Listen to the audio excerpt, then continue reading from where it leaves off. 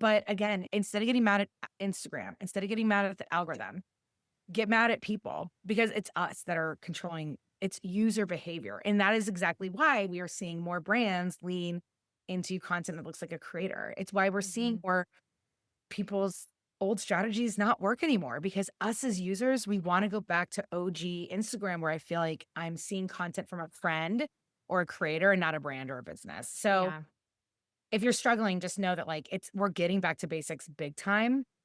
And you might just need to tweak a few things and relearn a few things. And like we've said throughout the rules, and just put something up because it meant something to you. Yeah. Say something because you wanted to say it, not because someone said you had to say it. Welcome to the Business Edit Podcast, a podcast about redefining productivity for the modern woman in business and finding ways to work smarter, not harder, in business and life. I'm your host, Jade Boyd, an MBA, business minimalist, and productivity coach. I help overwhelmed business owners simplify and scale their service-based businesses by doing less but better. I help my clients create business minimalist strategies and systems that allow them to pursue ambitious goals while working at a human pace. On this podcast, we'll explore simple ways to grow your business with a life-first approach. If you're ready to scale your business, bring order to chaos, ditch the busy work, and spend more time living your life than managing your life, you've come to the right place. Welcome to the Business Edit Podcast.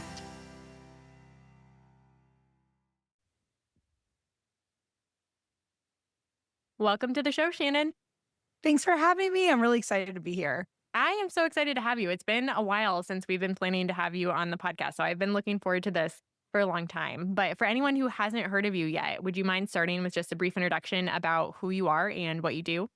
Yeah. So my name is Shannon McKinstrie. I live right outside of Raleigh, North Carolina, and I've been doing social media management for over 10 years, which then later switched over to consulting, strategy, speaking. So I just love marketing. I've been in marketing a long, long time. I've been in journalism and all that good stuff. So everything kind of led me here to help small business owners and creators make sense of it all. And my whole thing is it's not a place where we're going to burn out. It's not a place that we're not going to have fun. I just want to make social media enjoyable for people and actually get a return on all the effort you all put into it. So, and just simplifying it all.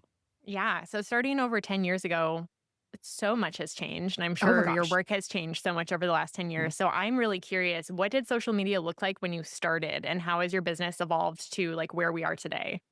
Oh my gosh, I love that. No one's asked that question. It's so when I started, it was literally like for instance, one of my companies, right, that I was working for was a title company. And so I had like a mug of theirs that had it was like chalk. So I could write a message on it every week. So I would like write a little message, take a picture of my own counter, come up with a caption. That was like their Monday post, right? And then on Tuesdays, I'd share a house that one of their clients closed on. And then we'd skip Wednesday. Then on Thursday, I'd share like maybe anyway, something from about DC because that's where they were located, like a fun fact. And then Fridays, we do a Friday intro and introduce someone at the title company. And that was it every single week.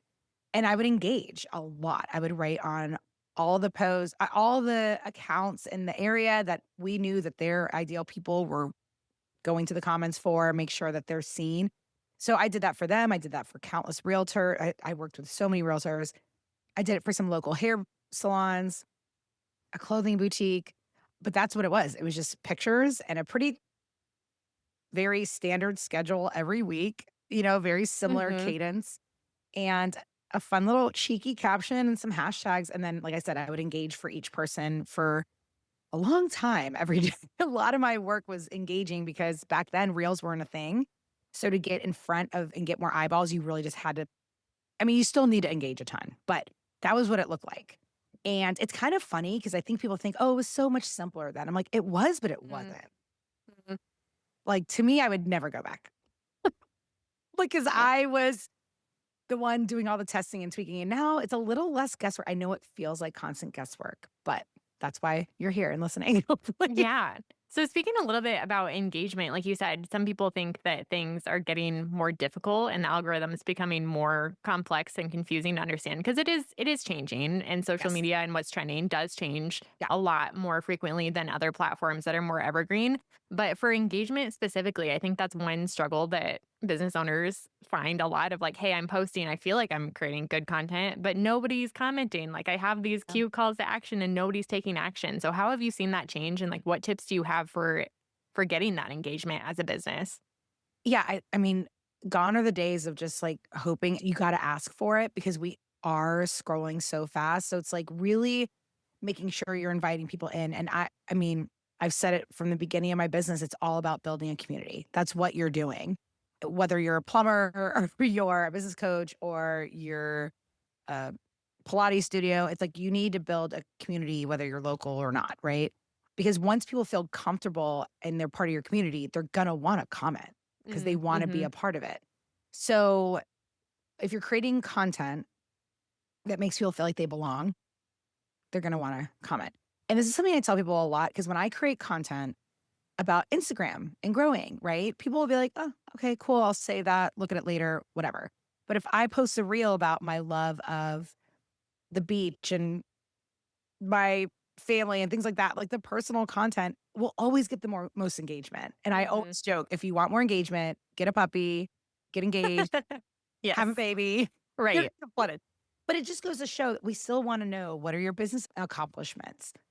What's something cool that happened in your life that doesn't even have anything to do with business? It's okay to share that stuff. And I think for years, a lot of people have told people, like, do not, niche down. You can only talk about this one thing. And I'm like, what? Like, no, that's why people are Mm-hmm. stuck and not getting engagement because they're putting themselves in a box and creating content that doesn't make people want to comment. Mm-hmm. They don't even So want to comment. how do you balance for a business creating content that is actually producing results for your business, like getting sales, booking clients, generating leads, but also being a personal brand or having that more personal content? How can you connect with people, but then also be strategic and not just like building friendships, but also building your business? Such a good question. Yeah, because I think a lot of people are like, oh, I'm going to get in the friend zone. I'm like, you're not. And also, I buy stuff from friends all the time. Right. So, right.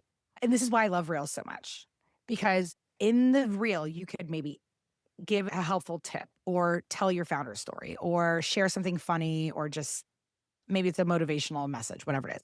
Then in the caption, that's where you can kind of add more storytelling or be a little more serious, whatever it is you want, because that's why Reels, in my opinion, have helped so many people grow and sell because it's like two birds, one stone, right? When before it was an Mhm. image and a caption. Now we've got message, right? So let's say the reel itself is really not business related. It's about something random, like you went to Disneyland with your kids. Well, in the caption, you can be like, and you know why I was able to do this? Because Mm, I have a roster of clients who da da da da da. And if you're looking for a blah blah blah, here I am. Like you can kind of hit them in both parts. Or if the reel is something helpful, a tip of some sort, a hack, a demo, a tutorial, and then the caption, you'd be like, "Hi, by the way, have we met? I'm Jade and I did it up," right? So that's where you're able to connect on one side and then whatever the other objective is. If it's sales, I tell people all the time, I'm like, I convert off funny reels, I convert off empathetic reels, I convert off reels that have a tip. You can convert off anything because Reels allows you to do that. So I always tell people whether if your goal is, okay, I got to get people to listen to my podcast, or I got to get people to by this guide. Well, maybe the reel has a small tip from the guide or a small part of the podcast. And in the caption, you're like, hey, you want more where that came from? I got you. And of course, ManyChat, if you've heard of ManyChat, if your viewers have, that is great. That helps with engagement too and helps convert that way too. But I always say, if I'm doing a funny reel about maybe my love of coffee or whatever, that has nothing to do with my business. But in the comments, they're like, oh, I'm team matcha. I'm team there. Or I've been there. I love that place. Have you tried this place? It starts conversations. But in the caption, I'm going, by the way, this audio is trending. And here's mm. some ideas for you. So then other people who are interested in that are like, oh, Shannon, thanks for the idea. I'm going to take it and run with it. So that's a long way of saying, like, don't box yourself into like each caption, each reel can do a whole lot more than what you think it can. What do you think are the big factors that are separating the business owners on Instagram who are posting consistently and are not growing their business and the business owners who actually are like you generating results and building relationships and getting sales off Instagram? What are the things that people might be missing or not doing that kind of differentiates those two camps? I think it is that they listen to some bad advice and they're just only focusing on being a business and a brand.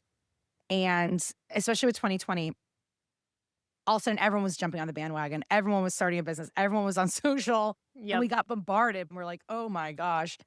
And everyone started almost like being a character of themselves or something. I'm trying to think of Caricature. what, yeah, exactly. It's like that. Is that really you? Like what's real? Mhm. What's not?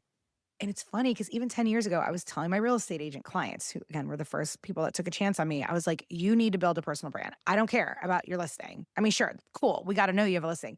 I want to know, okay, you have 5 dogs. Cool. Where do you take them? What dog park? What restaurants with dog friendly patios are you obsessed with in our area? Okay, you're obsessed with sports. Where's your favorite place to go play pickleball? What's right? Like, who are you behind the houses? And same with, let's say you're a fitness coach, right? Like what's your favorite sports bra? I don't know. Like I want to know about you, not just that I know you're good at what you do. I can tell. I can read your bio, I can go to your website, I can see your tips. Like, but what makes me think of you? Mhm. And Seth Godin, who's like the marketer of all marketing people, recently said on actually one of my friends' podcasts, what separates people? And he was like, we're all probably sharing the same advice, the same this. If all of a sudden your Instagram went away, would they realize? Mm. And I was like, dang, that really hit. Cause I know, and this is not to toot my horn, but I know there are people in my field with way more followers, but if their account went away, there's another person saying the same stuff. Yeah. And I want to be the person that they're like, no, no, no, I want to know what Shannon has to say about this. It's because I share tips from my own perspective, my own research, my own clients, my own observations. And that should be the same with every brand. And I have a Mhm. lot of clients who are actually dietitians, nutritionists, and I'm like, tell me what you're ordering. What are you making for lunch? What's your favorite Aldi finds? So long story short, it's the people approaching social media as human beings and not Yes. brands and businesses. So you talked a little bit about how you simplify content marketing and specifically creating for Instagram. And one of the things that I love that you teach about is the 4 H's. And we talked about this a little bit before we hit record, but I love that you share real examples, like current Mm, examples of like, hey, this brand shared this exact reel this week. Here's how you can use it, or here's why it's working, and kind of right. breaking down the mystery behind why this content is working and how you can repurpose it. And so I would love for you to walk through the 4 H's and if you can, like give some specific examples of what that could look like, because I think in general, it's easy for us to go like, oh yeah, I'll act like a human. And then our minds just go blank Yeah. when we sit down and are Oh, like, okay, what do I create today? Blank, right? So many yep. business owners struggle with that. And I think the 4 H's is super helpful. So I'd love for you to go through that. Oh, well, I'm glad they're helpful. For years, I was like, okay, educational content, entertaining content, inspiring content. We all said the same thing. And everyone was like, again, overthinking it, like you said, frozen. They're like, okay, I know what education means. So what I like to say is like create based off of feeling, right? We obviously follow people because the account makes us feel something. So when you think of feelings, when it comes to educational, I was like, okay, let me pick a letter. I kept trying to find a letter that worked for all 4 of those standard pillars. And I landed on H because I was like, humor was always going to be the hardest one. I was like, because Mm, I'm like, there's really a few ways to say that. So humor is one of them. And that's usually the one that I like to start with to tell people if you don't want to be funny and you think you're not funny, then again, you don't have to do humor. But humor is simply just a relatable situation, just something that someone go, that is so me. That is so funny. That is so us. It doesn't have to be hardy har har, right? But like again, I was like you were saying, I wrote an email all about, how all these huge big brands are creating content that look more like human content, like a creator or a friend of ours. So, for instance, one was like Taco Bell, and it was like the girl's handout, and all of a sudden, it says like my relationship status. So you think like someone's gonna come hold her hand, and then they hand her a Baja Blast, right? That's funny. That's not like, oh my gosh, genius, like stand up right. comedy, right? It's just funny. It's like, oh my Hmm. gosh, yes, I'm married to Baja Blast too. Everyone in the comments is like, no, I'm Pepsi or I'm this. It's just like conversational, funny. Hmm. So humor is one. And it's something that, like, again, they just relate to something that your people see themselves in. And if they see themselves in your content, you're golden. So humor is one of them. The other is helpful, right? So it just makes them feel capable. So anything that makes them go, I can do this, or that was really helpful. Like, I, appreciate it. Like anything, right? So again, that could be a business coach showing like one tiny Gmail hack, right? Or sharing an email template to write people for boundaries. It's all those little tiny bite-sized things. And I tell people like you said, they get frozen. And I think it's because we feel like we have to, and I tell everyone I was the same way. I feel like I had to save the world with every post. I was like, I've got to Mhm. help someone get to 1 million followers today with my single post. And it's like, it's not going to work. I just need to give people one tiny thing, right? Yeah. So helpful again is something like that. An email template, phrases to say. I always tell my therapist people, I'm like, give people their like phrases to say, things to say when da da da da da, right? Something simple that they're like, "Oh, that's genius. I can take that and I can run with it." They don't have to like wait 6 months for results, that sort of thing. Yeah, that's something Um, that I frequently come across with my clients when I do content reviews. I'm like, well, this should probably be like 10 different posts or like a here it series is. or like 10 different blog posts, right? It's going to be more helpful the less information you give people, which seems so counterintuitive, but we Mhm. just don't have the time, right? Especially on social media to read something that long. Oh my gosh, you said it so perfectly. That's the thing, because I think educational, that word as a pillar made us think we have to give like a Hmm. like war and peace, right? It's like, no, just like you said, less stuff is gonna be more helpful. And Yes. it's just something that makes them go, that was helpful, right? Yep. Even like local bloggers, I'm like, when you share like a park that has shade, so that in the hot summer months, my daughter's not gonna, that's helpful to me. That's Yep. nothing crazy. You're just like, hey, did you know this park and da da da da has a whatever? And then the third H is heard, which again is like why we're on social media. We want to feel heard, like we belong. So those are any of those empathetic messages.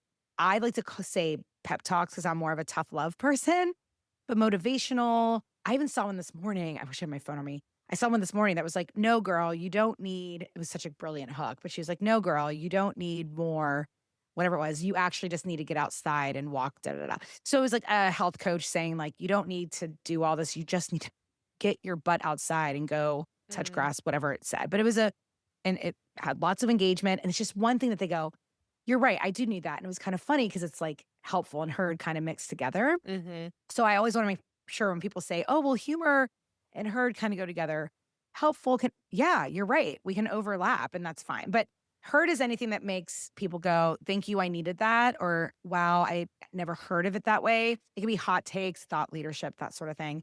You know, those classic ones that are like, I don't know, he needs to hear this, but like that's a Mhm. perfect example of a herd. And then lastly, happenings. And I tell everyone, I'm like, if there's only one H you take and run with for the rest of your life, it's why we're on social media. It's what are you up to? What's going on behind the scenes? Why'd you get started? Who are you? It's happenings. It's like what social media is. Here's what's going on. Here's what I did this weekend. Here's a win for my client. Oh my gosh, can you believe Mm. it? So yeah, those are the four H's. I always post based on how I'm feeling that day. So if today I feel like being helpful, I'm going to post a simple tip. If I feel like my people need to be heard today, I'll post something like that. That doesn't mean I know a lot of people batch and, schedule far in advance, and that's beautiful. You should. But again, there's no one way to do it. But as long as you're staying in those four H's, you're gonna be just fine. So, kind of zooming out a little bit and looking Yeah. at social media in the broader context. Because, like I said, I love listening to your podcast. I know that you're on many channels and you do many channels really well. So, I think it's easy to look at Instagram itself and be like, okay, 4 H's, I got it. But then when it Um, comes to creating, like, how do I show up on a podcast and Instagram in a way that it makes sense together? Can you give us a little bit of a peek behind the scenes on how you kind of balance the different platforms you have going on and what it looks like and what you would suggest for repurposing, if at all? yes, I love that. Well, first, you don't need to be on every platform, right? I kind of have to be because of my field. I usually suggest 2 to 3. I like to call it the golden platform. What is the platform that your people are on and that you actually like being on? Like for me, that's Instagram, right? I love being on Instagram. Even though I love TikTok, I love LinkedIn, I just feel like Instagram is where my people are and where I enjoy being the most. So that's usually where I start. But because Instagram and Threads kind of go Mhm. hand in hand now, I find that what I love to do is test out content ideas on Threads. And if it gets traction, I then make it a reel with B-roll, simple text, or I'll take exactly what I said in my thread and that's my script. Like I'll just talk to the camera and say what I have to say, or I'll make it a carousel, that sort of thing. But typically for years, I've started with Instagram. That's where I started. From Instagram, I would then take it and share it to either LinkedIn or TikTok, right? Because obviously reels you can easily put on TikTok. Now, I do tell people when I actually did it reverse last night. I did something on Threads, did really well, but I'd already posted on Instagram and I don't like to post too many times a day on Instagram. So I was like, and then I made it a TikTok and it actually did really well on TikTok. And for TikTok, for me, it's my playground. It's like, I Mm. don't care how it does. I just put things out there. But I was like, oh, well, shoot, then maybe this will actually do really well on Instagram. And then this morning, I basically made exactly what my TikTok was, my reel. So when you think of short form video, right? Instagram, reels, TikToks, and then YouTube shorts. So there you've got one, two, three. And now LinkedIn is loving video. So it's like if you love TikTok, start there. Take your TikToks, make them a reel. Take that, make it a YouTube short, put it on LinkedIn. So now that we all have short form video on all these platforms, like lean Mhm. in, right? Yeah. But if you're more of a written person, not a video person, start somewhere like a Facebook post, a thread, a LinkedIn post, and just take that text and throw it on some video with trending audio and call it a day. Like, just see, but you don't have to. If that sounds insane to you, then don't. Just find your 2 to 3. Instagram and Facebook pretty much are brother, sister in many ways. So you might as well, if you're posting on one, post on the other. TikTok, you will wanna zhuzh it a little bit. It's just a very different beast over there. Too much to explain in a podcast. But basically, if you're like, "Okay, I'm gonna do it. I'm gonna do the Shannon method," start with threads. Take those thoughts, take those things that you wanna get out there, put it on threads, and then you can either screenshot the thread, make it an Instagram post, or take the text on the thread, put it on some B-roll with trending audio. There's your reel, and you've got 2 done. You've got threads and Instagram done every single day. And sorry, by the way, none of my clients post every day. None of them. Mhm. But I know some people want to. They post about 4 to 5 times a week, and same with me. So, yeah, that's the best way to do it is just pick the 2 that you are like, "Okay, they kind of align." So again, I wouldn't copy paste from one platform to the other, but Instagram and Facebook, you're kinda safe to do that, and Threads and Instagram. So there you go. Threads, Instagram, Facebook. If you're on one of those, you might as well throw what you're doing up on the others. Mhm. I Yeah. love how you are so nonchalant about it of like, "Oh, no big deal. Just like, throw it I up know, there. It's great." Which I and think I is hate. it's a great mentality to have. I feel like Yeah. that comes over time and probably with a lot of practice too, because Yes. I do think a lot of business owners do overthink it and they're like, "Oh my gosh, can I post this on the same day?" Or, if it flops, am I okay to repost it or do I have to Yeah. recreate it? Like what's going to work? What's the algorithm going to nick me for? And honestly, like it does become easier and I feel like it's almost easier to be successful if you don't overthink it and like don't try and think about all the rules.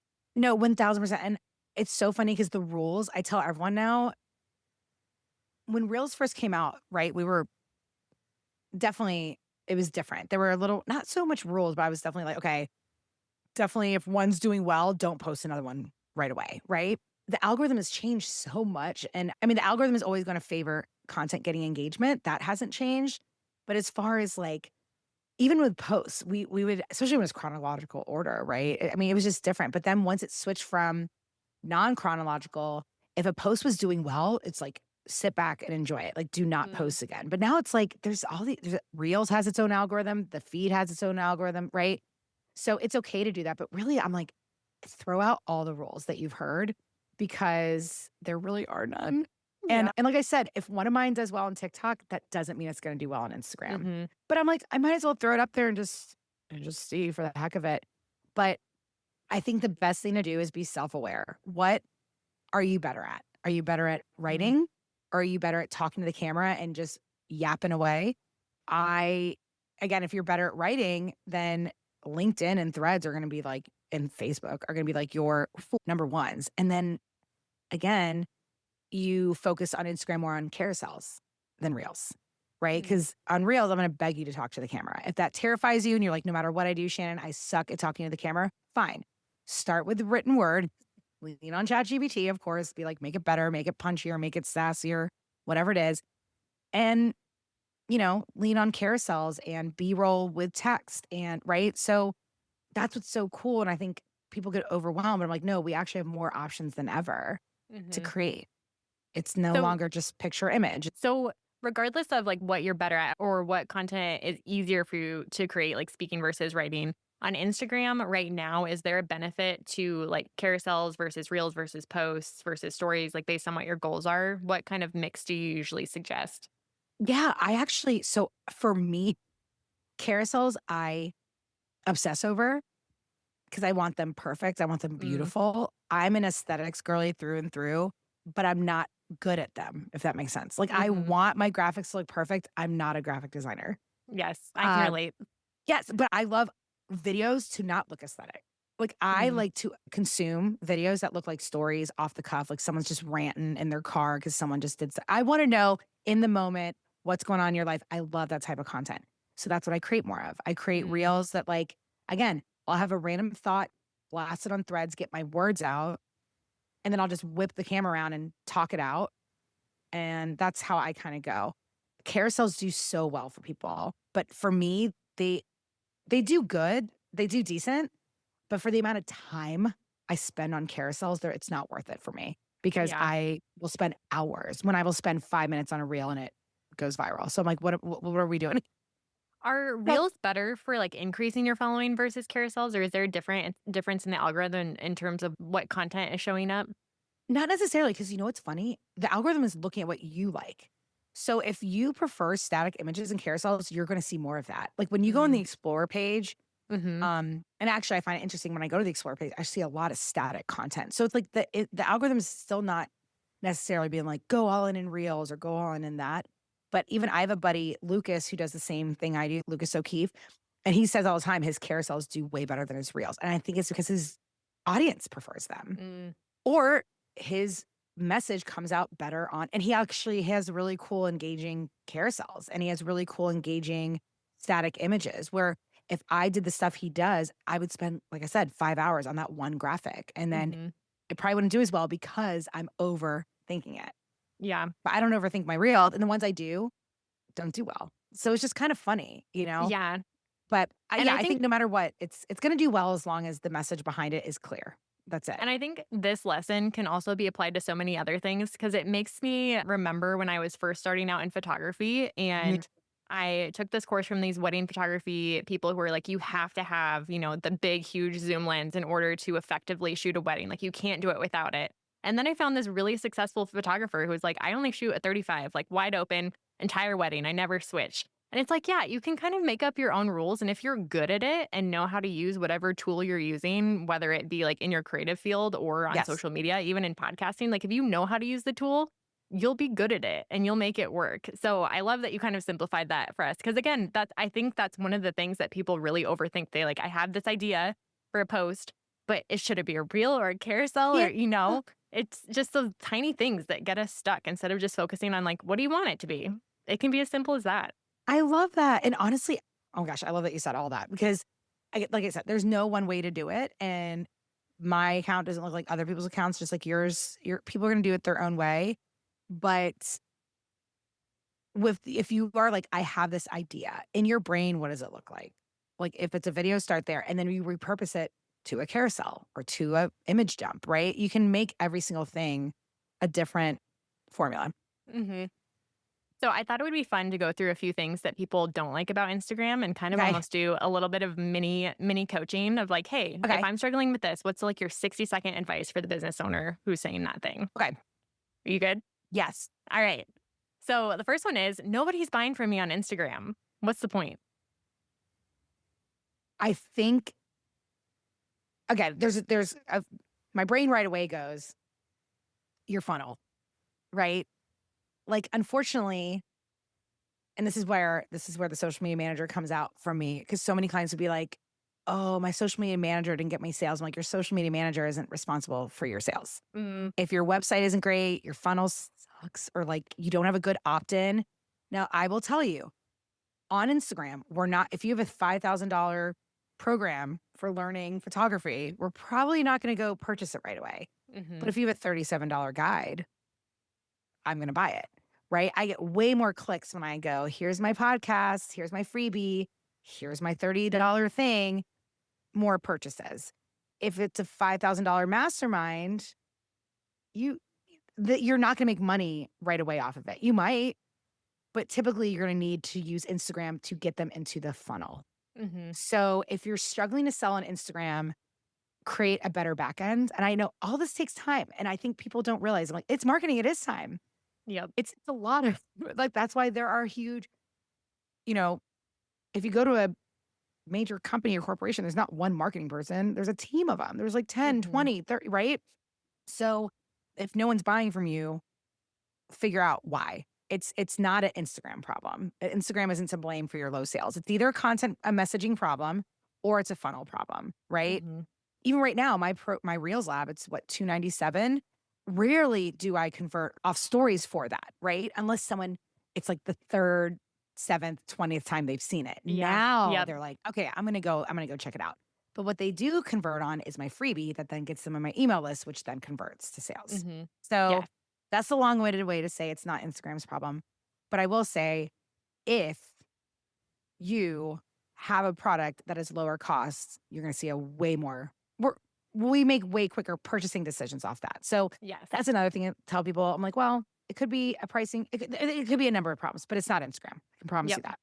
So make sure your back end is set up, that you have a call to Yes. action on Instagram that makes sense and like builds that relationship with them. So it's not just them scrolling through your content and never going anywhere. And Yeah. two, look at what you're selling and make sure that you're selling lower ticket if you want them to buy on stories, or leading into higher ticket, knowing that it's going to take a longer time Yep. And for them to stories make for that sure. decision. I convert on stories way more than Yeah. anything. Yeah. Okay. How about, it's so time consuming to create content. I waste hours on this every week and I just can't keep up with it. That probably means a tweak. So again, that's what I'm obsessed with doing, is like seeing something like, oh, if you had just changed this one thing, you would have quadrupled your views and doubled your sales and blah, blah, blah. Right. My biggest advice is look at what you're consuming and look at what you're purchasing and why. Like I talked about it on my podcast a couple weeks ago. I was like, there was a reel that the second I saw it, I went right to the girl's bio and was ready to buy. And I was Mm, like, whoa, whoa, whoa. Okay. Now I was like, Shannon, back up. What just did that?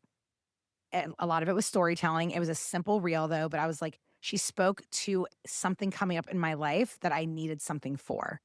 So, my friend Brenda McGowan, who's a brilliant launch expert, she's like, at this very moment, 3% of your audience is ready to buy. So again, if you follow the 4 H's, I promise it will work, because a lot of people don't ask themselves right before they post, like, how is this gonna make my person feel? Or how do they want mm, to? So if you only have 3% of people, okay, you've got 5% of the people following you seeing your content, 3% of your following being ready to buy. The numbers are against you. Your content needs to be really good. And I think a lot of people are just throwing stuff out there to see what sticks. And I'm telling you, if you know what's working, you see what content you're consuming, you see what content is going viral. And I know this is hard. I try to make it sound so easy. I'm like, it's not that. It's just I'm constantly observing what's working. mhm. So if you see a reel going viral, or you see something that you couldn't help but share it with your spouse, share it with your family, share it in the group chat, ask yourself why. Mm, And how can I make this, tailor it to my niche? And a lot of it is messaging. I always tell people messaging first, social second. So it's usually a messaging problem, or the fact that, hi, the reality is only a small portion of your audience is seeing it, and a small portion is even going to actually engage with it, purchase, etc. yeah. So knowing that it is a numbers game, but it's also a messaging game. So once you know what people actually care about, and I talk about this in the podcast a lot, like there's usually one or two words in that hook that grabs them, or there's something about it that made them feel. And that's what you got to learn. And once you figure it out, once you know why people buy from you and why they follow you, you're good. And then content becomes so much easier and you stop wasting all that time. I forget who said it, but she said it on LinkedIn. She was like, marketing is like 90% research, messaging, and then 10% just having this gut instinct of what's going to work. Mm, And sometimes you just have to trust yourself. And like I said, I think throwing out a lot of the rules, getting back to being a human, and just looking at what's working well and being like, how can I make that for my industry, is what yeah. works every time. And I think part of that might just come back to like, what are they actually good at? And I think a lot of business owners try and stick themselves in the social media game when it's not something that they're naturally, like a lot of people start businesses because they like the thing that they do and not necessarily marketing. And part Hmm. of it, like you said, is like knowing, just having that intuition. And some people just really, really struggle with that, They do. versus another platform maybe comes a lot easier to them. And so I do think part of it is, I don't think this is for all business owners because I do think there's many things they can do, like join your Reels lab, for example, Yes. and take some shortcuts Not you. to, learn from people who do have that intuition. But I think part of it is also just not being afraid to lean into the marketing channel that they actually do enjoy, where they can enjoy looking at what's trending or what's working and replicating it. So I love that Yeah. you pointed that out. Yep. Like I said, there's so many platforms. And I know people that just like love TikTok. And that's like, I'm like, good, do it. Yep. Screw all the other ones. They're just if that's where if it's working, I mean, some people are still going crazy off Facebook. I haven't posted on Facebook. I can't remember. So yeah, it's just I never want it to be frustrating. And like you said, if it is, there I've got programs for you. There's so many other people out there who have programs. I've got free trainings. Like there's someone out there that can help you. Okay, last coaching role play, and this one kind of leads into a bigger conversation. But what about the business owner who's saying too much of my self-worth is wrapped up in how my content performs and I just can't log in without, psychologically being affected by the likes and the engagement and just feeling not good about myself. It's I get it. Like I'm the same. I'm very attached to the outcome of especially Instagram. Other platforms not so much, but Instagram if something doesn't do well, yeah, same. And, it does come down to a lot of it is we feel good. We feel excited when something goes crazy. Like, it's like, oh, we did it. Like, something clicked. For that, it's obviously a lot of mindset. But I think, almost like you said, I talk about this a lot is self awareness.